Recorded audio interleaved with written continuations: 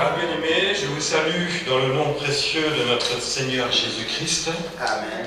Que la paix de Dieu soit avec vous. Amen. Et que le Saint-Esprit nous conduise dans la parole de Christ et qui est la vérité, qu'elle nous remplisse encore et qu'elle nous aide à mettre en pratique sa parole. Donc aujourd'hui c'est le cours numéro 17.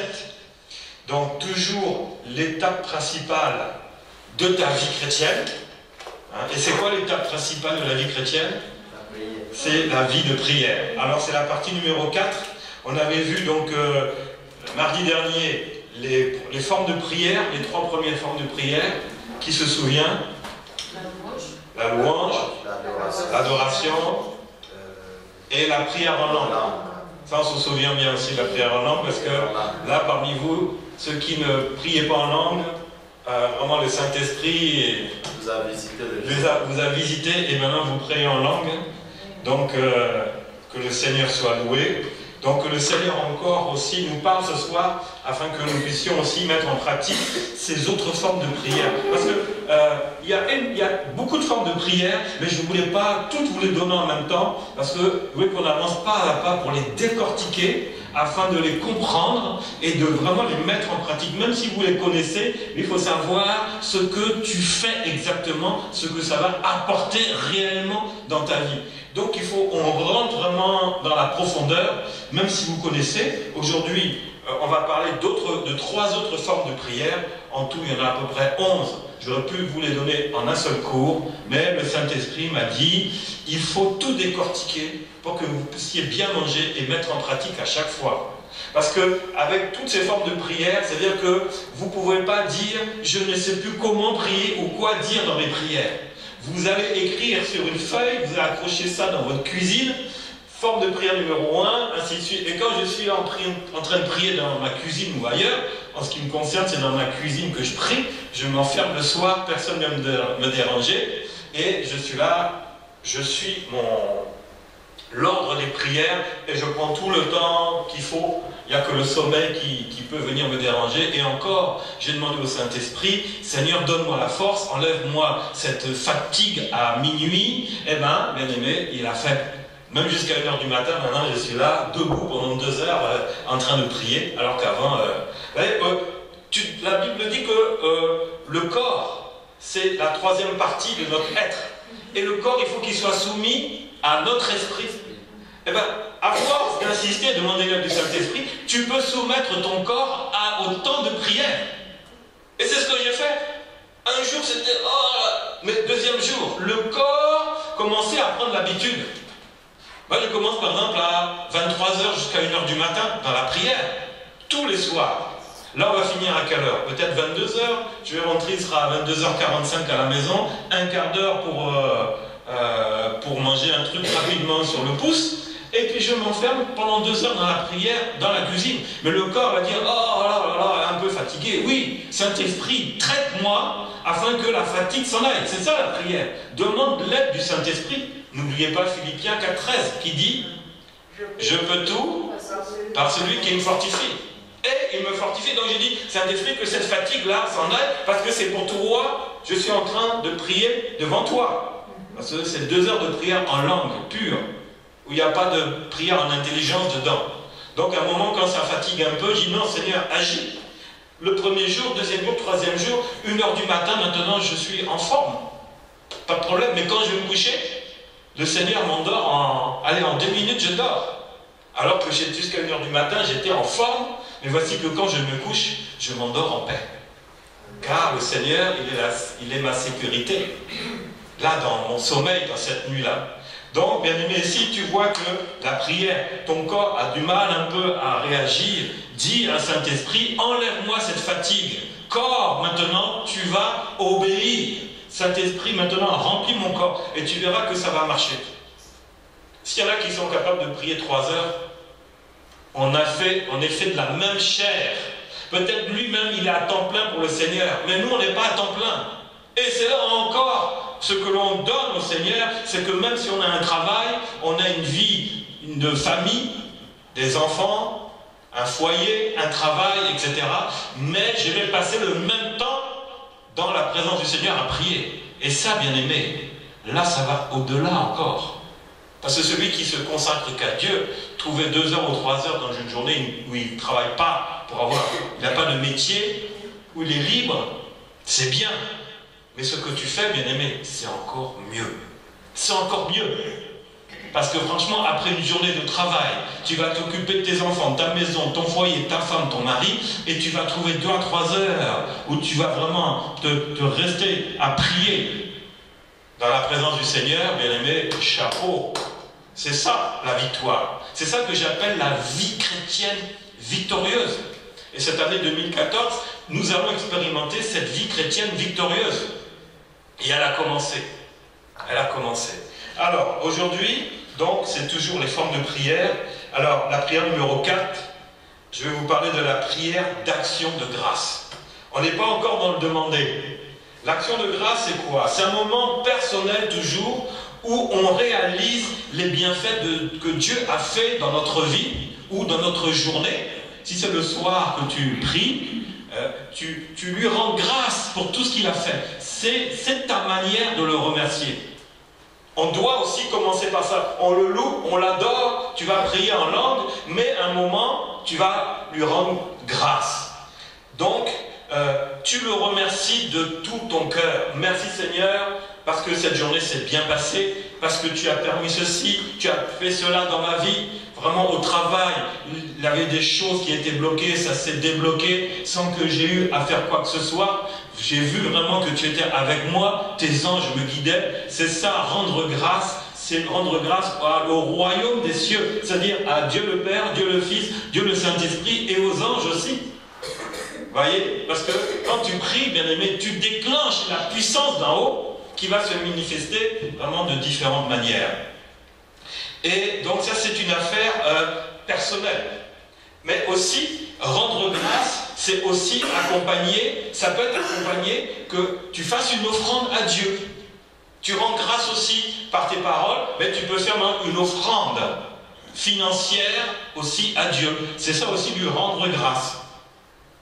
Vous voyez, quand quelqu'un vient te rendre un service, qu'est-ce que tu lui fais? Tu le remercies, n'est-ce pas? Mais peut-être que tu as envie de lui faire un cadeau. Ben, quand tu rends grâce à Dieu, tu as envie de lui faire un cadeau. Il faut voir ça comme un cadeau. Un ami qui vient t'aider, même si c'est ton ami, non, il a tellement fait des choses pour toi dans la journée. Par exemple, tu avais des travaux à faire dans l'appartement, soit tu sais le faire ou tu ne sais pas le faire, mais il l'a fait pour toi. Donc, tu le remercies vraiment, tu le remercies comme il faut. Mais à un moment, tu vas te dire, non, je ne veux pas le laisser repartir comme ça. Donc, soit je veux lui glisser un billet dans la poche, tiens, c'est pour tes enfants, comme c'est un ami, tu vas pas payer un ami quand même, mais tiens, c'est pour tes enfants, pour leur acheter des bonbons, des chocolats, tiens, c'est pour ton essence, ou tiens, voilà, une bouteille de jus de fruits, ou voilà. Donc, bref, tu as envie de faire un cadeau. Donc, quand tu remercies le Seigneur, tu peux être poussé aussi à faire un cadeau. Il n'a pas besoin de tes cadeaux, mais l'Église a besoin aussi de cadeaux pour vivre. Vous voyez, et quand tu donnes à l'Église, c'est que tu as donné à la maison de l'Éternel. Donc c'est à Dieu lui-même que tu donnes. Mais Dieu n'en a pas besoin, mais Dieu en a besoin pour son œuvre. Donc, bien aimé, quand tu rends grâce à Dieu, fais-le comme ton cœur aussi l'a résolu. Voilà. Maintenant, ça c'est au niveau personnel. On peut rendre grâce à Dieu aussi de manière collective, c'est-à-dire quand on est assemblés ensemble à l'Église. On doit lui rendre grâce aussi dans la communauté, dans la communion. C'est ensemble aussi, on exprime notre reconnaissance à Dieu le dimanche quand on se réunit là. Quand on rend grâce à Dieu, c'est que voilà, on est ensemble. On dit merci Seigneur pour tous tes bienfaits, tout ce que tu as accompli pour mes frères, pour mes sœurs. Tu rends grâce à Dieu. Voilà. Et tu lui rends grâce pour la création, pour la rédemption, pour le rachat. Merci Seigneur pour la sanctification en Jésus-Christ. Voilà. Ça c'est déjà voilà, un peu la base qu'il faut faire pour rendre grâce au Seigneur. Maintenant, il faut rendre grâce, la Bible dit, continuellement, il faut rendre grâce à Dieu. Alors 1 Corinthiens 1,4 en parle. Je rends grâce à mon Dieu de continuelles actions de grâce à votre sujet. Vous voyez, là c'est plus pour lui-même. Là, il rend grâce pour l'Église. Ça, c'est l'apôtre Paul qui parlait. Il dit, je rends grâce pour votre sujet par de continuellement actions de grâce. Par la grâce de Dieu, pour la grâce de Dieu qui vous a été faite en Jésus-Christ. Donc quand tu rends grâce, bien-aimé, toi aussi, rends grâce pour ta famille chrétienne. Merci Seigneur que tu m'as donné mon frère, ma soeur, les serviteurs. Je les bénis. Je te bénis Seigneur. Ouais, tu rends grâce continuellement. C'est-à-dire que c'est pas 24 heures sur 24, mais seulement tous les jours. Tous les jours, prends l'habitude de rendre grâce. Parce que le Seigneur t'a placé dans un endroit où tu te sens bien, ta vie spirituelle avance et donc du coup ta vie naturelle maintenant aussi se développe. Donc tu bénéficies vraiment de la grâce de Dieu. Aussi, on rend grâce à Dieu par le nom de Jésus-Christ. Il ne faut pas oublier ça. Même si ce n'est pas une prière de requête, de demande, mais c'est toujours par le nom de Jésus-Christ. Colossiens 3,17 dit « Et quoi que vous fassiez en parole ou en œuvre, faites tout au nom de Jésus-Christ, en rendant par lui des actions de grâce à Dieu le Père. » Par Jésus-Christ, tu rends des actions de grâce à Dieu le Père. Donc, toute action de grâce, c'est au nom de Jésus-Christ qu'il faut le faire. N'est-ce pas? Amen. Ensuite, l'action de grâce, ça amène la joie. 1 Thessaloniciens 3,9. Quelles actions de grâce, en effet, nous pouvons rendre à Dieu, à votre sujet, pour toute la joie que nous éprouvons à cause de vous devant notre Dieu. Donc, mais quand tu dois faire des actions de grâce, il y a la joie du Seigneur qui va venir. Quand tu élèves quelqu'un, il est devant toi. Oh, vraiment, même pas un chrétien. Ah, cher camarade, mon ami, vraiment, tu m'as été d'un grand secours, tu m'as aidé. Est-ce que tu crois qu'il va faire la tête? Ou il va te sourire? Il va avoir un grand sourire. Et le sourire là, toi-même, tu vas le recevoir. C'est pareil. Quand le Seigneur entend tes actions de grâce, il est dans la joie. Et le Saint-Esprit va envoyer sa joie sur toi. C'est un don. C'est le don. C'est pas la même joie que ton camarade va te transmettre. Ça, c'est une joie artificielle. Mais la joie du Saint-Esprit, elle va t'accompagner. Parce que c'est un don. C'est spirituel. C'est surnaturel. Ensuite, rendre grâce, c'est juste. La Bible dit c'est juste. Dans 2 Thessaloniciens 3, nous devons, à votre sujet, frères, rendre continuellement grâce à Dieu, comme cela est juste. Parce que votre foi fait de grands progrès. Et que la charité de chacun de vous, tous, à l'égard des autres, augmente de plus en plus. La parole de Dieu, bien-aimé, a fait que maintenant la foi des chrétiens augmentait et du coup leur cœur était libéré pour faire maintenant des actions de grâce, donc des offrandes à ceux qui en avaient besoin, aux nécessiteux, et dans leur vie ça augmentait de plus en plus. Voyez?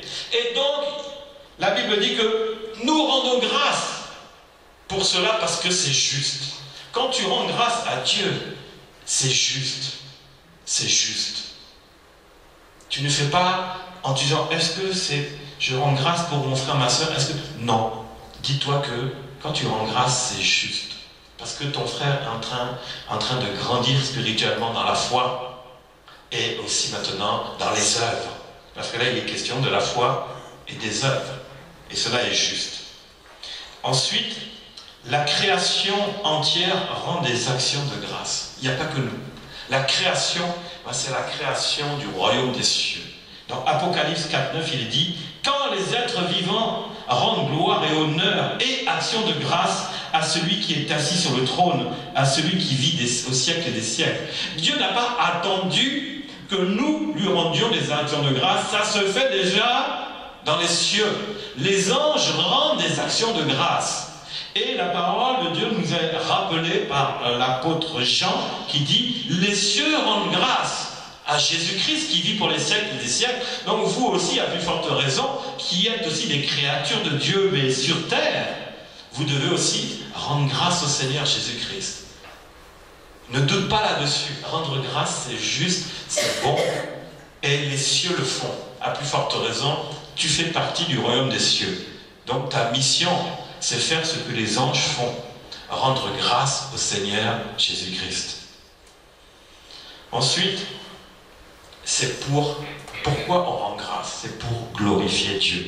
Quand tu rends grâce, tu élèves Dieu. Rendre grâce, c'est glorifier Dieu. Psaume 50, 23. Celui qui offre pour sacrifice des actions de grâce me glorifie. Et celui qui veille sur sa voie, je ferai voir le salut de Dieu. Donc voyez, il dit sacrifice des actions de grâce. Avant, on faisait des sacrifices.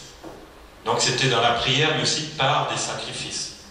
Donc là, maintenant, on ne va pas sacrifier un mouton ou un pigeon. Non. On fait aussi des offrandes. Donc là, on parle des sacrifices en général d'actions de grâce. Donc, ça aussi, c'est important.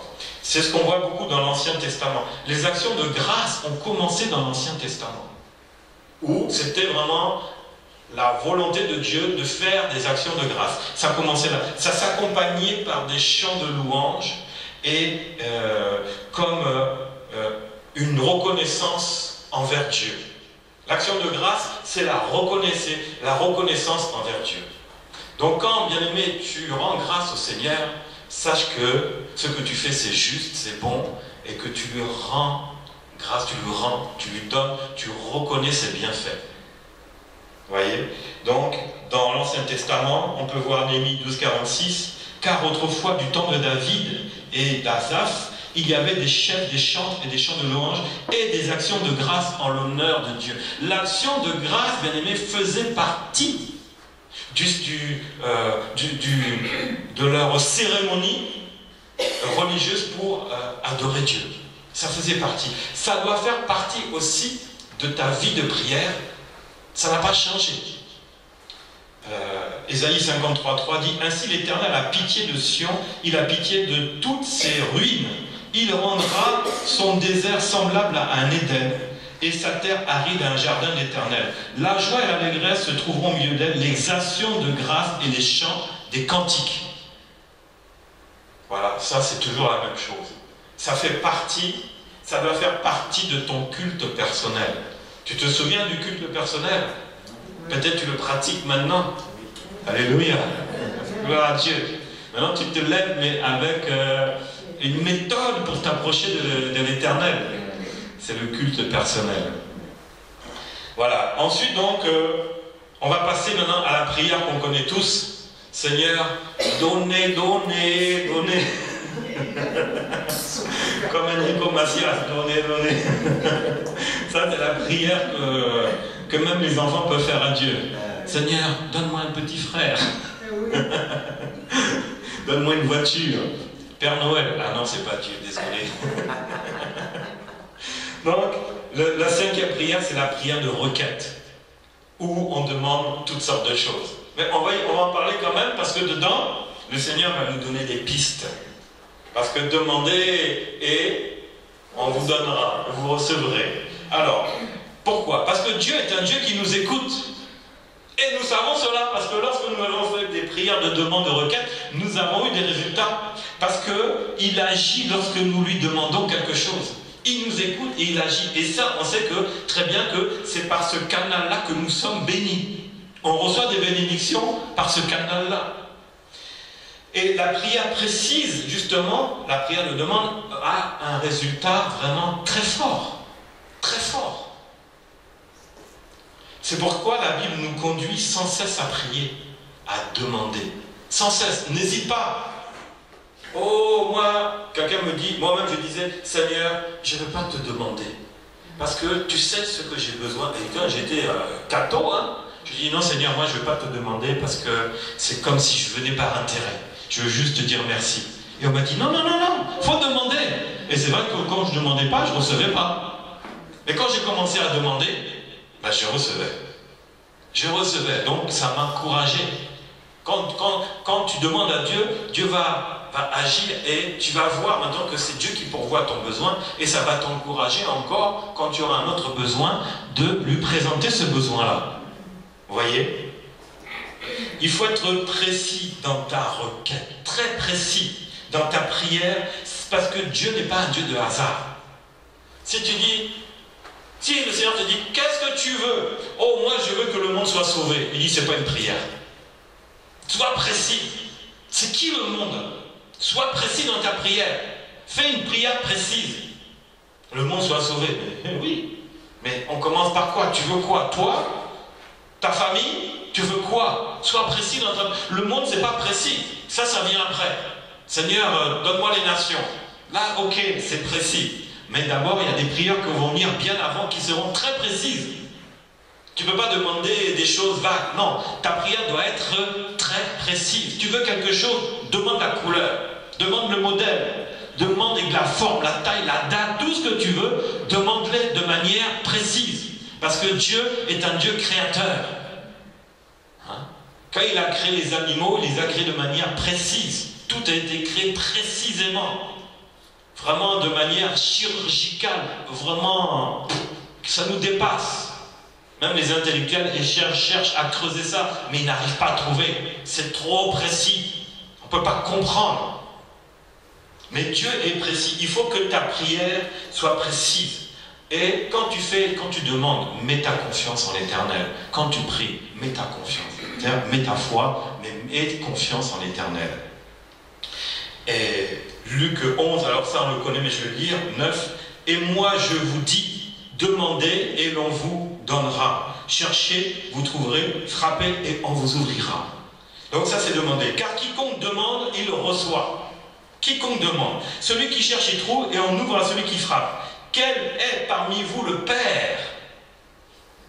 Le Père qui donnera une pierre à son fils s'il lui demande du pain?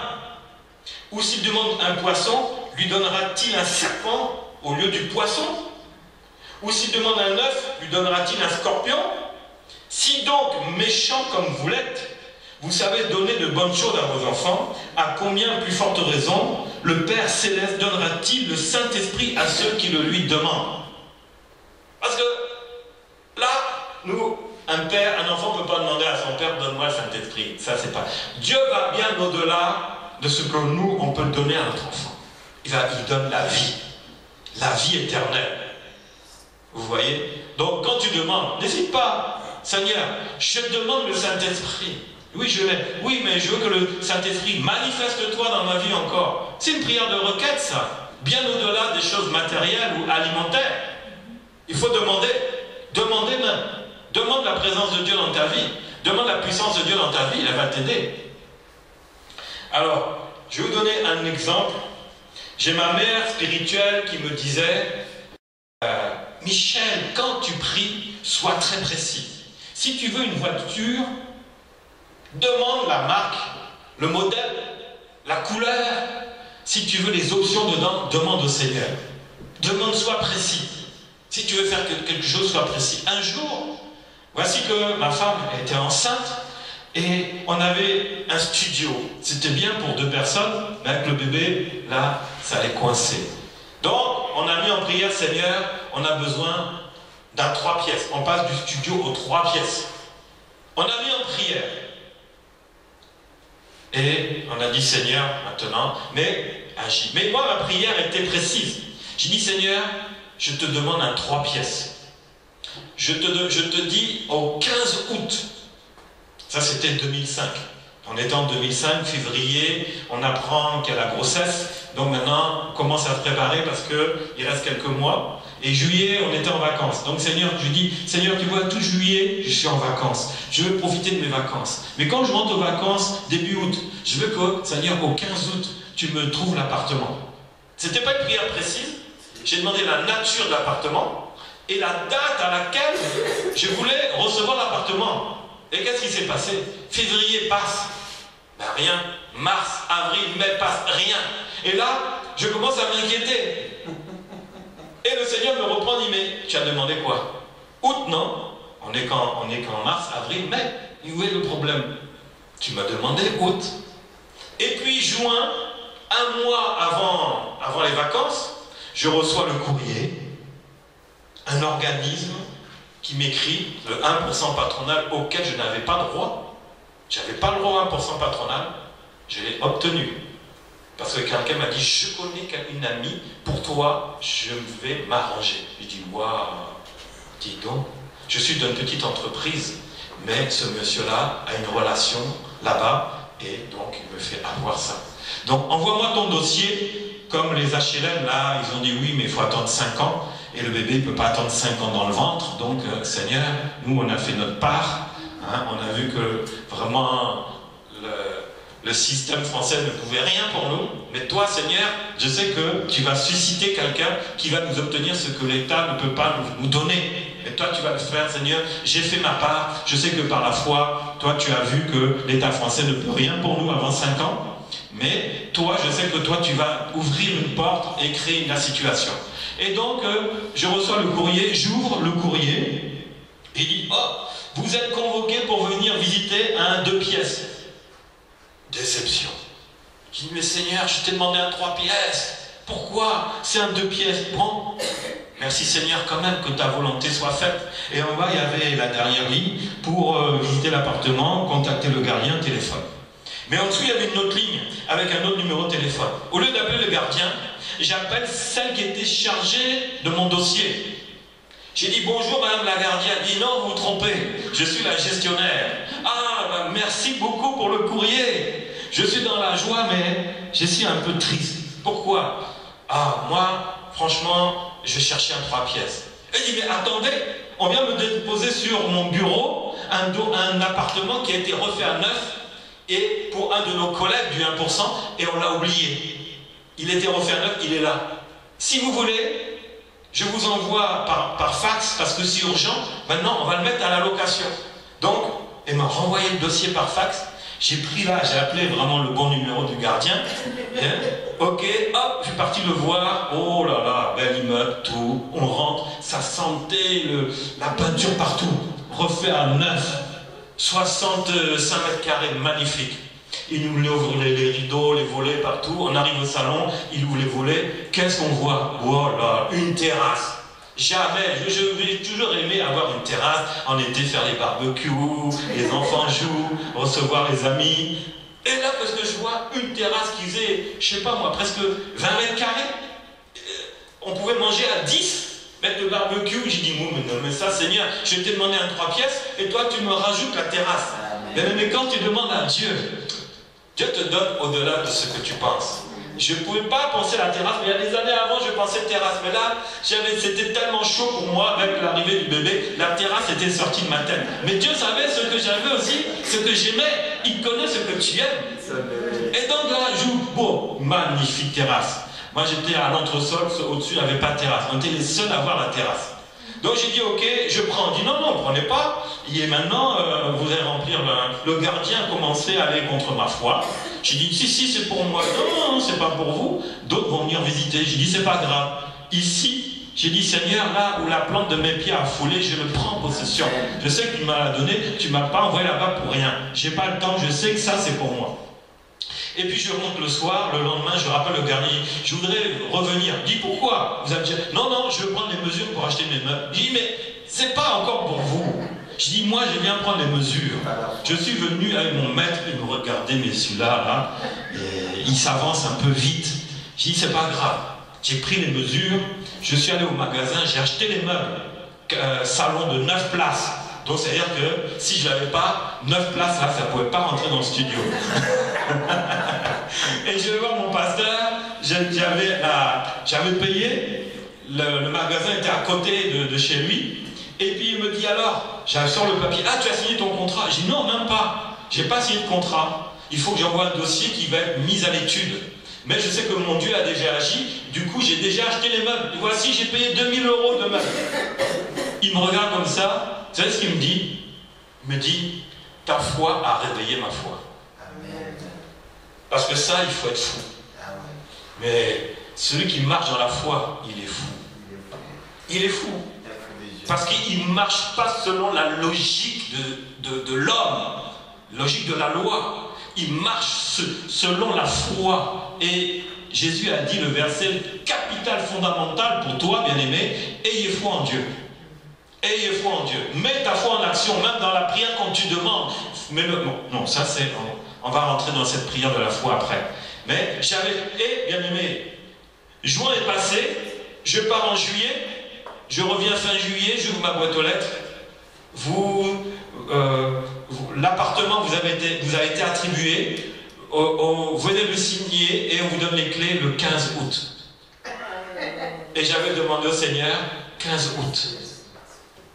Et le bébé naissait le 29 août. Vous voyez comment Dieu a fait? Quand tu demandes, sois précis dans ta prière. Dis pas en gros, je vous donne un appartement. Mais quel appartement? Dis tes besoins précis. Mets une date, mets un prix de loyer, mets ceci, mets cela. Et tu verras que le Seigneur agit comme ça. Et tu seras dans l'étonnement. Et ça va te conforter parce que à demander encore plus au Seigneur. Parce que quand tu vois la main de Dieu comme ça se manifester, vraiment tu es dans la joie. Et toutes tes demandes, tu vas les faire de manière précise au Seigneur. Parce que tu sais qu'il entend, il écoute et il agit. Parce que tu sauras qu'il n'y a que lui qui peut faire des choses comme ça dans ta vie. Il utilisera qui il veut. Ce n'est pas le problème pour toi. Dieu utilisera qui il veut pour toi. Mais la chose arrivera. Voyez? Donc ensuite, Jésus a dit, on l'a vu, demandez et on vous donnera. Donc, la prière amène les bénédictions de Dieu dans ta vie. Parce que demandez et on vous donnera. Ça, c'est selon la parole de Jésus. Mais Jésus a dit aussi une autre parole. Et c'est là que je vais insister et rappeler encore, parce que ça, il ne faut pas l'oublier. Parce que si on demande tout le temps et qu'on ne fait rien d'autre, comme on dit chez mes frères, on est des cocos. Hein? Voilà. Donc Jésus a dit aussi, donnez et il vous sera donné. Mais pourquoi Jésus maintenant dit, demande et je te donne? Et pourquoi il va dire, donne maintenant et je vais te donner? Pourquoi? Il y a un secret. Il y a un secret. À la lumière des deux paroles de Jésus-Christ, pour être complètement béni, il faut pratiquer les deux. Il faut pratiquer les deux. C'est-à-dire qu'il nous demande de pratiquer les deux, sinon les bénédictions seront partielles. Elles seront partielles. Si je fais que de demander, je serai béni partiellement. Moi, je m'engage sur ça le dire. Parce que pourquoi? Parce que Jésus a dit, donnez et il vous sera donné aussi. Vous voyez? Donc c'est une autre forme de bénédiction. Donc c'est-à-dire que les deux se complètent. Est-ce que d'un côté il y a 50%, l'autre côté il y a 50%, et ça fait les 100%? Moi je crois que sincèrement que oui. Parce que quand j'avais demandé au Seigneur, j'avais semé aussi. J'avais beaucoup semé pour avoir l'appartement. Dieu m'avait mis dans mon cœur, envoie de l'argent à dans tel ministère, dans telle assemblée chrétienne qui démarrait, qui n'avait pas beaucoup de moyens en Afrique. J'ai sorti de l'argent. J'ai sorti beaucoup d'argent. Non pas parce que je comprenais cette parole, parce que le Seigneur avait mis ça dans mon cœur et j'obéissais sans savoir la parole, parce que j'étais nouveau chrétien. Et quand on est nouveau chrétien, on ne sait pas tout, mais il y a des choses qu'on fait, qu'on ne sait pas, mais elles sont dans la Bible. Parce que le cœur est visité par le Seigneur, et c'est le Seigneur qui t'amène à faire ça. Pourquoi? Parce que ta demande est tellement importante qu'il veut que tu demandes, mais il veut que tu donnes aussi.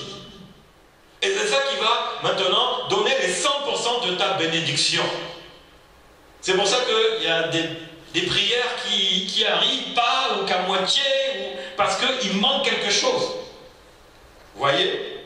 Donc on peut penser que 50% des bénédictions viennent du demander. Et on peut penser aussi donc que 50% des bénédictions viennent du donner. Vous voyez?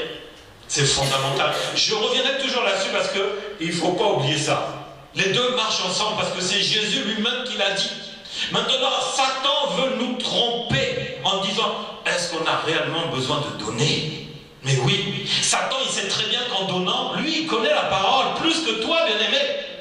Il sait qu'en donnant, le Seigneur va te donner. Et ça, il veut te confondre en disant, mais tu n'as pas besoin de demander. Ça, c'est l'Ancien Testament. On n'est plus sous la loi, on est sous la grâce. Mais là, pourquoi Jésus a dit ça? Pourquoi lui-même il a dit ça? Demandez, je vais te donner, mais toi donne et je vais te donner aussi. Donner vous sera donné. Vous voyez? Mais Satan veut nous confondre. Il dit, mais non, tu as demandé dans la prière, c'est suffisant. Est-ce que tu as besoin de donner encore? Ne tombe pas dans ces raisonnements-là. Satan veut t'écarter d'une partie de tes bénédictions. Si tu n'as pas toutes tes bénédictions, tu ne seras pas totalement, à 100% aussi heureux. C'est vrai ou pas? Si je te donne, tu viens chez moi, je te donne l'entrée et le plat. Le plat sans les garnitures. Le plat mais sans les garnitures. Tu vas manger. Et puis merci, voilà, c'est fini. Maintenant on prend un café, c'est fini. Est-ce que tu seras content totalement? Partiellement parce que tu n'as pas tout mangé. La garniture, elle était où? Le fromage, il était où? Le dessert, il était où? Pourquoi je n'ai pas eu un repas complet? Bien aimé, nous n'avons pas de repas complet. Nous n'avons pas de bénédiction complète parce qu'on ne mange qu'une partie de la parole de Dieu. Une seule partie, on la mange. Mais le Seigneur veut que nous donnions aussi. Quand on donne, à qui on donne? C'est d'abord à l'Église. C'est d'abord à l'Église. En plus, après, tu vas faire des aumônes. Celui à qui tu donnes, c'est à Dieu que tu donnes. Si vous m'avez donné à boire, si vous avez donné à boire à quelqu'un, c'est à moi que vous avez donné à boire, dit Jésus. Donc, bien aimé, donner, c'est fondamental, ça ouvre tes portes à la bénédiction. Ça, c'est fondamental. Il ne faut pas rester que dans le demander. Là, j'insisterai parce que c'est un combat de tous les jours. Sortir quelque chose de la poche, c'est difficile, mais sortir quelque chose de la bouche, c'est facile. C'est vrai ou pas? C'est vrai. Parce que la bouche, là, c'est gratuit. Hein.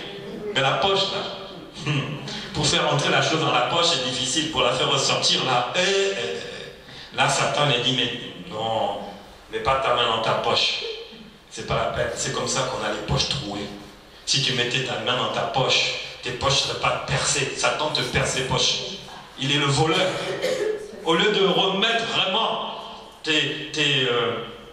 ton argent dans la maison éternelle, tu vas le mettre dans n'importe quoi. Et puis après là, c'est percé. Mais tu sèmes au mauvais endroit. Tu sèmes au mauvais endroit, sème d'abord dans la maison éternelle, ensuite maintenant va faire ce que tu veux, il n'y a pas de problème, mais tu verras qu'il ne manquera rien dans ta maison. Parce que le Seigneur se souviendra que tu as donné. Et la Bible dit, il vous sera donné. Donc, Satan sait que pratiquer les deux, ça donne des grandes bénédictions. Tu dois savoir ça aussi. Tu dois savoir que les deux donnent des grandes bénédictions. C'est fondamental. Hein? Son travail, c'est de t'embrouiller. C'est de t'embrouiller. Satan, il veut t'embrouiller, bien aimé. Il veut t'embrouiller. Dans des raisonnements qui sont dans la parole, mais ils vont t'écarter finalement de la parole. Et pourtant, la parole de Jésus-Christ est très claire. Elle est très claire. Il a demandé de pratiquer les deux pour être à 100% béni. Ça, c'est moi qui le dis, être à 100% béni. Pourquoi? Parce que je le sais, je l'ai expérimenté, ni plus ni moins. Si tu as des doutes, expérimente-le, tu verras que la parole de Jésus-Christ est complète. Tu dois donner et tu dois demander, c'est complet. La prière de requête, elle va agir partiellement dans ta vie. C'est fondamental. Suis la parole de Jésus-Christ. Mets la parole de Jésus-Christ en pratique. Ce n'est pas pour rien que Jésus a dit ça. Il sait ce que tu as besoin. Il faut pratiquer les deux. C'est pour ça que Luc 6, 38 dit, donnez et il vous sera donné. Et ensuite, on versera dans votre sein une bonne mesure, serrée, secouée, ou bien, on va dire, dans ta main, si tu veux. Hein? On versera dans ta main qui a donné. Et ta main sait ce qu'il y a eu dedans pour donner à Dieu. La Bible dit que on versera la bonne mesure, serrée, secouée, bien tassée, et qui déborde. Toi, tu as donné quelque chose là, maintenant ta main est remplie. Elle est remplie. Ça va déborder. Car on vous mesurera avec la mesure dont vous vous serez servi. Tu donnes peu, tu vas recevoir énormément. Eh non, c'est faux. Parce que tu sais très bien que c'est pas ça. Mais si tu donnes vraiment comme ton cœur l'a résolu, tu vas voir que ça va déborder. Moi, quand Dieu me dit donne, je calcule, je raisonne rapidement intellectuellement, mais je passe cette vague-là pour maintenant ne plus raisonner. C'est ainsi que j'ai vécu des miracles dans ma vie. Parce que j'ai semé, j'ai donné. J'avais demandé, j'avais donné, mais j'ai vu, oh là, un miracle mais incroyable. Physique, expérimenté sans qu'on m'impose les mains. Mais parce que j'ai mis en pratique la parole de Jésus-Christ. Demandez, Seigneur, je te demande la guérison. Mais en même temps, j'avais semé. Oh, mais guérison comme ça, j'en ai pas encore vu d'autres. C'est quelque chose d'extraordinaire. Quelque chose, tu as vu quelque chose qui est mort, qui revit dans ton corps.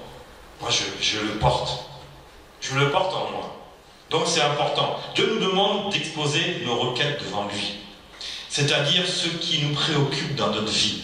Demande-le. N'hésite pas. Dieu n'a pas de limite dans ta demande. Tout ce qui préoccupe ta vie, demande-lui.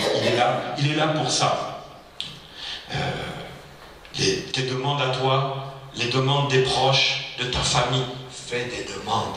Demande pour toi, demande pour tes proches, demande pour tes amis, pour tes connaissances. N'hésite pas à demander. Le résultat n'est pas automatique. Vous le savez, hein? Le résultat n'est pas automatique. Mais pourquoi? Mais d'abord, même si le résultat n'est pas automatique, elle va donner une paix dans le cœur. Quand tu as fini de demander, tu as demandé à Dieu, c'est ton Dieu, c'est ton Père. Tu l'as demandé au nom du Seigneur Jésus-Christ, tu crois, tu as la foi. Et du coup, même si tant que tu n'as pas encore reçu, mais une chose que tu vas recevoir, c'est la paix dans ton cœur. La paix dans tes pensées.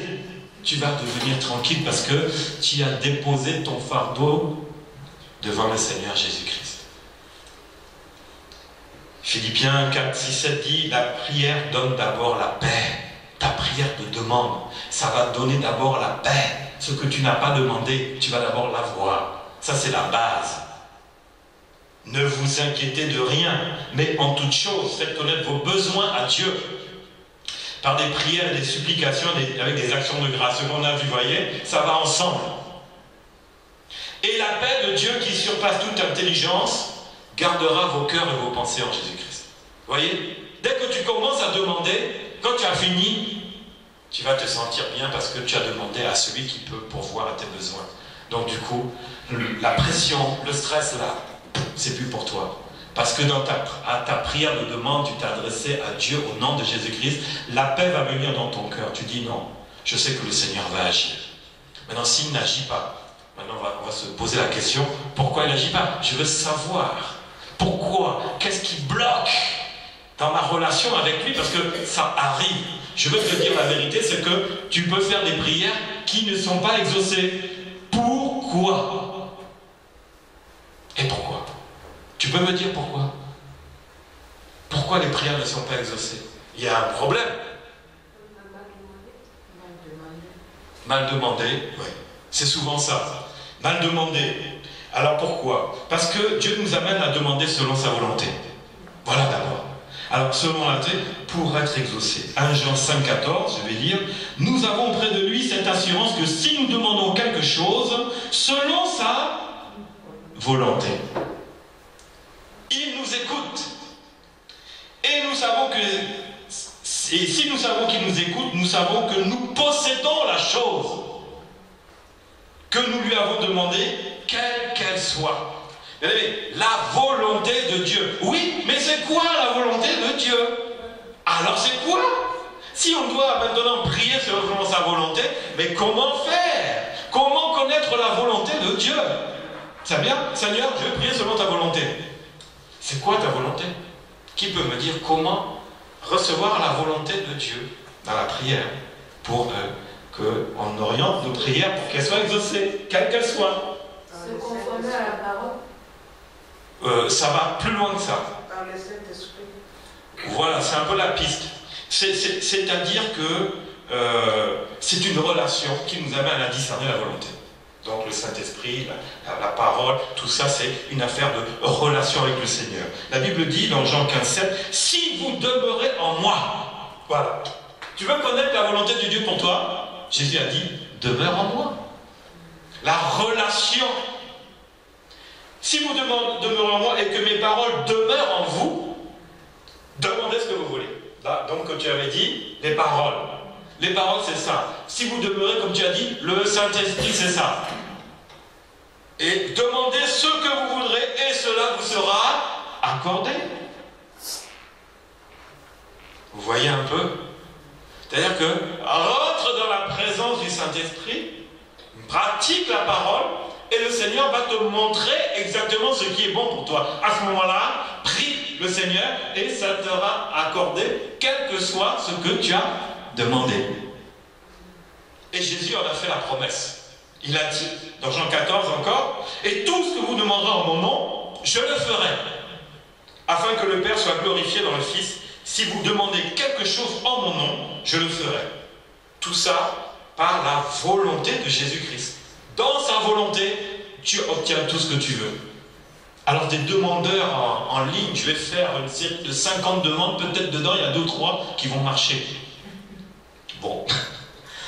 Cherche pas la quantité, cherche le vrai. C'est-à-dire, qu'est-ce qui est bon pour moi? Parce qu'on demande, mais quelle est la volonté de Dieu pour moi?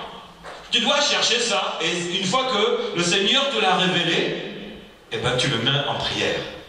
Et tu vas voir que maintenant tes prières seront exaucées parce que tu fais sa volonté. Vous voyez? C'est simple. Cherche pas la quantité, mais cherche le vrai. Quand tu pries, demande au Saint-Esprit, comme tu as dit, sœur Ruth, demande ce qui est bon, ce qui est juste. C'est ça qui va faire que ta prière sera exaucée. Donc quand on prie, quand on demande là, ne soyez pas comme une mitraillette qui envoie des rafales de demandes. Non. Soit une balle, 2 balles, mais celle-là, c'est celle-là qui va toucher. C'est celle-là qui va agir, qui va t'ouvrir les portes. Parce que tu as demandé la volonté de Dieu, maintenant tu as découvert ce que Dieu veut pour toi. Cherchez pas la quantité, cherchez la qualité. N'est-ce pas? Quand tu vas au marché, tu vas acheter 50 habits pour 10 €. Tu sais qu'en tu les laves une fois, c'est fini. Si tu es grand, tu les passes à ton petit frère. Ils ont changé de taille encore, dans le meilleur des cas. S'ils ne sont pas délavés ou quoi. Mais cherche la qualité. Achète 2 bons habits, tu vas garder tout le temps. Voilà, c'est ça. Si tu veux les bonnes choses, là, dans le domaine naturel, cherche les bonnes choses dans le domaine surnaturel. Tu verras comment Dieu va agir. Ensuite, donc ça c'était la 5e prière. Et on va rentrer dans la 6e prière qui est la suite de la 5e, c'est la prière de supplication. Alors ça, on va être assez court là-dedans. Alors c'est un désir intense où vraiment le chrétien crie à Dieu. Supplication, ça vient de supplier. Donc, supplier, c'est crier à Dieu. Cela peut être dans un moment de détresse, de danger, ou un besoin urgent. Urgent. Là, tu cries à Dieu. Parce que là, il n'y a pas le temps. Là, tu lâches pas. Tu cries à Dieu. Seigneur, au secours, au secours. Ça, c'est la prière de supplication. Au secours. Là, il y a vraiment le feu dans la maison. Et Seigneur, viens arranger ma maison. Mais pas que ma vie brûle, là, ça ne va pas. C'est se tourner, c'est tourner sa face devant Dieu avec une confiance. Parce que quand il y a un problème dans ta vie à la maison, le premier numéro que tu vas faire, c'est le SAMU ou bien la police. Tu sais forcément qu'ils vont venir. Parce que ça, c'est un numéro spécial. Toi, ta prière spéciale, c'est de crier à l'Éternel. C'est un numéro spécial. Jérémie 33, 3. Je te répondrai si tu m'invoques. Invoquer, là, on est encore plus fort dans le crier. Le Seigneur va se manifester parce qu'il a vu tes cris, il a entendu tes cris, il a vu vraiment tes besoins urgents. Le Seigneur ne va pas te laisser. Pourquoi? Parce qu'il veut se montrer encore qu'il est tout puissant, qu'il n'y a que lui qui peut te changer, régler cette situation dans ta vie, parce que personne d'autre n'a pu le faire. Sinon tu aurais crié à ton mari ou à ta femme, mais ils ne peuvent rien faire dans ta situation. Et tu le sais. Et donc tu vas crier au Seigneur. Et le Seigneur, lui, il sait que c'est lui le seul secours. Il va se manifester pour montrer que c'est lui qui est capable d'agir et personne d'autre. Et il va agir. Donc quand tu viens de faire une prière de supplication, sache que l'Éternel écoute. Il écoute. Il ne va pas tarder à se manifester. Et la Bible dit, le psaume 34, 18, Dieu entend et délivre. Quand le juste crie, l'Éternel entend et il délivre de toutes les détresses. Quelle que soit la détresse, le Seigneur ne va pas te laisser dans l'état où tu es. Il va te délivrer. Quand il n'y a plus aucun secours, celui qui supplie Dieu verra que la solution vient réellement de Dieu et pas d'une autre personne. Elle vient que de Dieu. Il n'y a que Dieu qui pourra te venir en aide. Matthieu 14, 29, 30. Et il dit, viens. Jésus était sur la mer et il était marché sur la mer. Et Pierre voulait sortir de la barque. Il est sorti, marcha sur les eaux. Il alla vers Jésus. Mais voyant que le vent était fort, il a eu peur. Et comme il commençait à enfoncer, il s'écria, Seigneur, sauve-moi. Il a crié au Seigneur, sauve-moi. Et le Seigneur a tendu la main. Il a sorti vraiment d'une noyade certaine. Quand tu cries au Seigneur, même si tu es en train de te noyer, comment le Seigneur sera ta main secourable. Quand tu supplies, c'est la main de Dieu qui descend dans ta vie. Job 8,5 aussi dit, mais toi, si tu as recours à Dieu, si tu implores le Tout-Puissant, si tu es juste et droit, certainement alors il veillera sur toi et rendra le bonheur à ton innocente demeure. Implorer, c'est crier aussi à Dieu. Implore le Seigneur, c'est que tu le supplies. Psaume 28,2 dit, écoutez la voix de mes supplications quand je crie à toi et quand j'élève mes mains vers ton sanctuaire. Bien-aimé, même quand le péché est installé, même quand le péché est installé, tu peux crier à l'Éternel. Et c'est souvent d'ailleurs à cause de ça. On a des origines qui viennent de nous-mêmes, on s'est mis dans les problèmes. Mais est-ce que ça nous empêche de crier à l'Éternel? On va se dire, Seigneur, j'ai péché. Si je crie à toi, est-ce que tu vas m'entendre? Est-ce que tu vas vraiment venir à mon secours? Le péché, j'ai fait quelque chose qui n'était pas bon. Mais je vais te dire, Dieu ne regarde pas à ça. Il regarde au juste qui crie. Quand le juste crie, l'Éternel entend. Psaume 131 dit, du fond de l'abîme. C'est quoi? Quel abîme? Quel péché grave pour être au fond d'un abîme? Quel péché il avait pu commettre pour être au fond de l'abîme? Je t'ai invoqué, Éternel. Du fond de mon péché, je t'ai invoqué, ô Éternel. La prière de supplication, c'est souvent qu'on est dans des situations où nous-mêmes on s'est mis. J'ai commis quelque chose qui n'était pas bon. Mais la prière de supplication vient à ce moment-là. Seigneur, j'ai péché, j'ai fait des bêtises. Je reconnais, je suis au fond. Je ne mérite même pas ta main, mais je t'implore. Seigneur, écoute ma voix. Que tes oreilles soient attentives à la voix de mes supplications. Si tu gardais le souvenir de mes iniquités éternelles, Seigneur, qui pourrait subsister encore? Mais le pardon se trouve auprès de toi afin qu'on te craigne.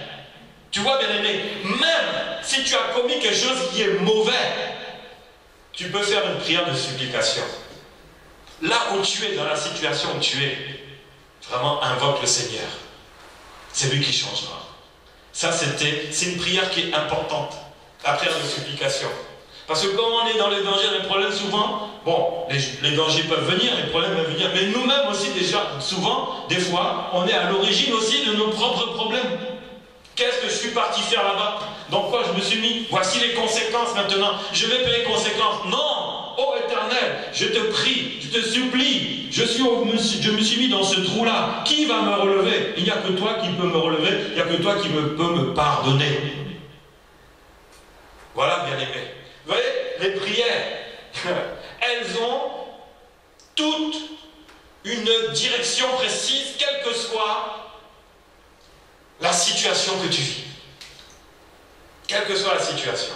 Et il y a une prière pour ta situation. J'ai fait trop de bêtises, j'ai trop déconné, comme on dit. Prière de supplication. Seigneur, je me suis mis dans les problèmes pas possibles. Et comment je vais m'en sortir? J'ai emprunté, je ne peux plus, maintenant ils me font des problèmes. Là, Seigneur, viens à mon secours. Prière de supplication. Le Seigneur va déclencher sa main. Il va te rattraper. Il dit, cette fois-ci, on ne recommence pas. Je t'ai secouru. Donc voilà. Voilà les 3 prières qu'on a vues. Est-ce que vous avez des questions sur ces prières? Alors, prière, action de grâce, la prière de demander et la prière de supplication. Oui, pasteur. Oui, je t'écoute. Pasteur, est-ce que je peux rendre grâce à Dieu si je viens de perdre un être cher? Parce que quelque part, il y a un pasteur qui nous disait, dans toutes circonstances, il faut rendre grâce à Dieu. C'est ce que j'ai été dit. En toute chose, rendez grâce à Dieu. Même si je perds un être cher, c'est-à-dire je peux perdre un enfant, un père, un parent, un être cher, je peux rendre grâce à Dieu. En toute chose, rendez grâce à Dieu. Parce que c'est là que la paix va venir dans ton cœur. Je te rends grâce à Dieu. Je te rends grâce de reprendre telle et telle personne pour qu'on... Si c'est un chrétien, te rendre grâce, il est auprès de toi maintenant. Je suis malheureux, c'est sûr, mais en toute chose, rendez grâce à Dieu. D'ailleurs, je crois qu'on l'a lu, en toute chose, il faut rendre grâce au Seigneur. Sa volonté nous dépasse. Pourquoi cet enfant est mort? On ne sait pas, mais lui sait. Ou on peut le savoir, ça dépend. On ne sait pas toujours, on n'a pas réponse à tout. Mais on n'a pas vraiment de réponse à cette parole, mais la parole nous dit, rendez grâce à Dieu. Logiquement, on n'a pas de réponse à ça. Mais simplement, il faut obéir au Seigneur. Et là, le Seigneur maintenant te révélera, il t'enverra la paix. C'est des choses difficiles. Mais le Seigneur ne veut pas que tu t'écartes de lui.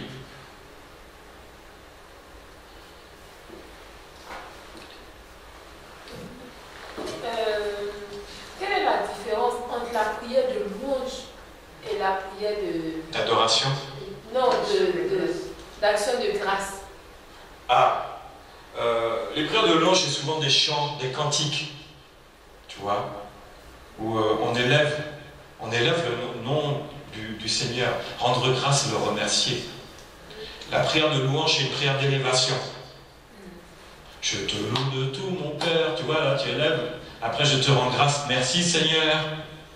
Donc c'est plus par les cantiques que se fait la louange. Les deux sont aussi par les cantiques, mais c'est une manière. La louange, c'est élever Dieu. C'est une élévation.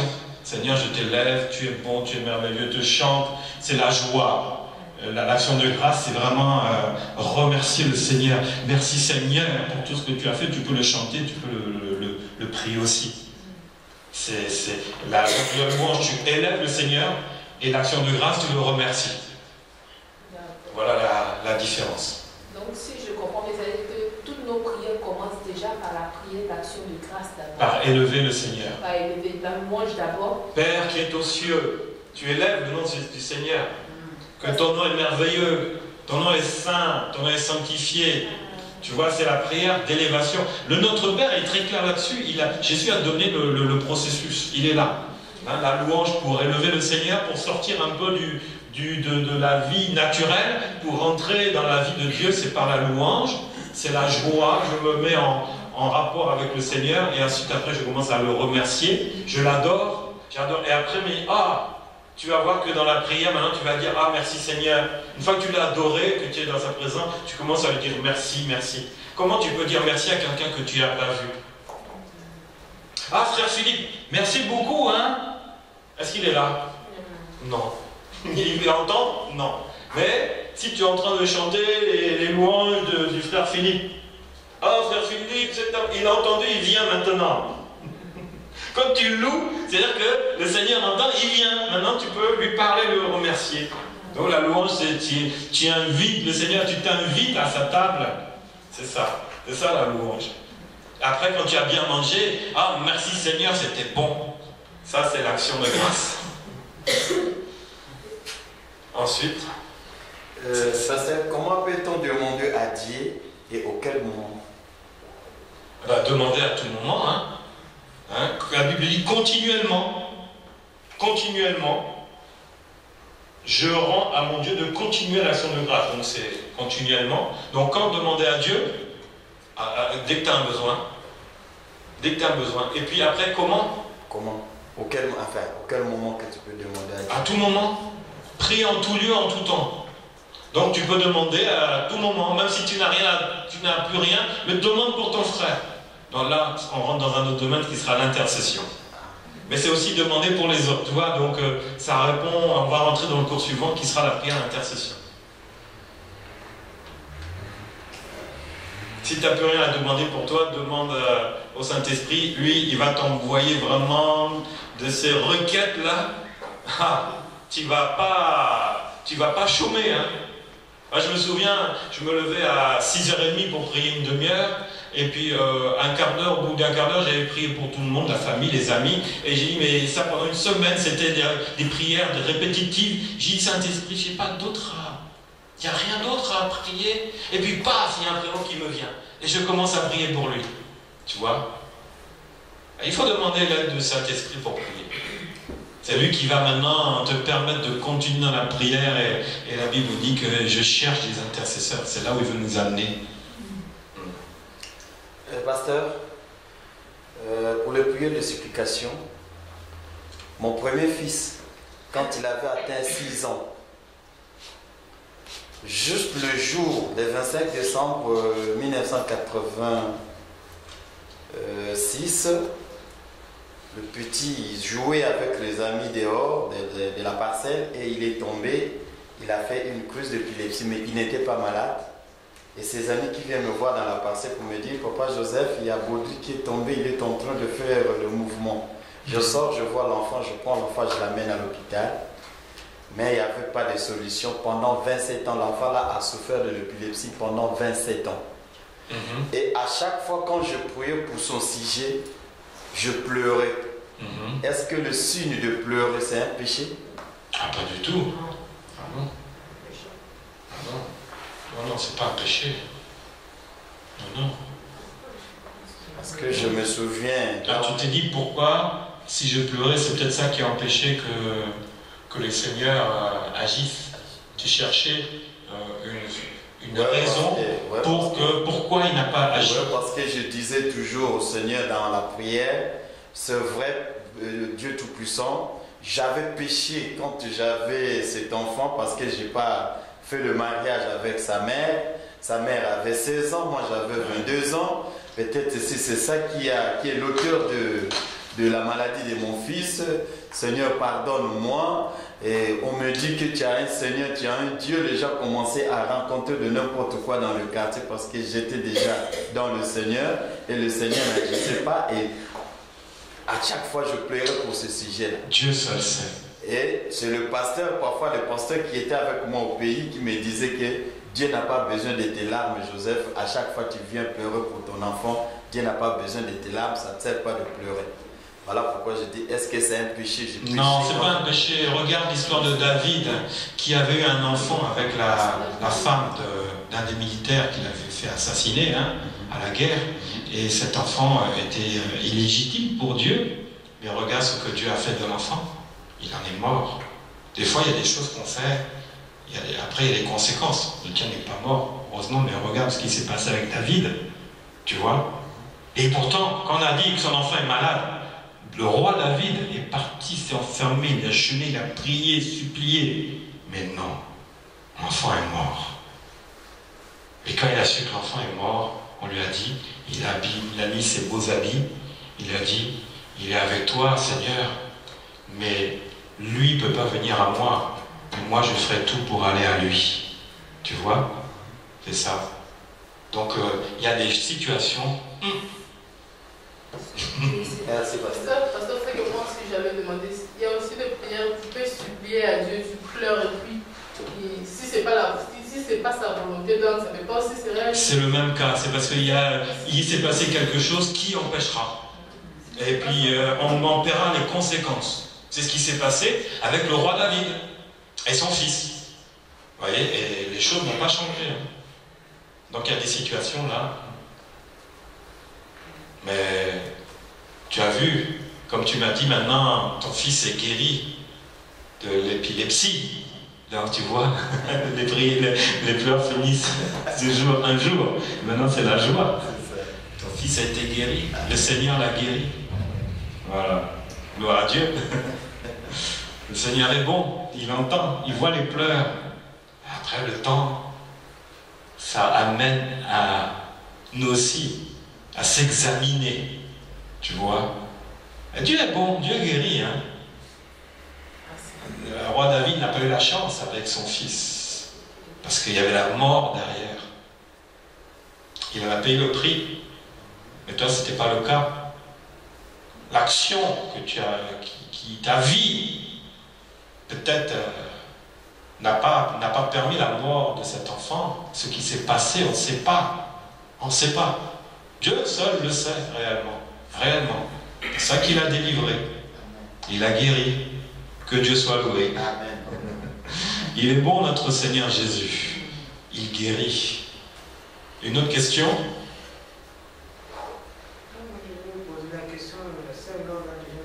Amen, c'est bien. Bon, alors on a fait le tour, on n'a plus qu'à mettre en pratique.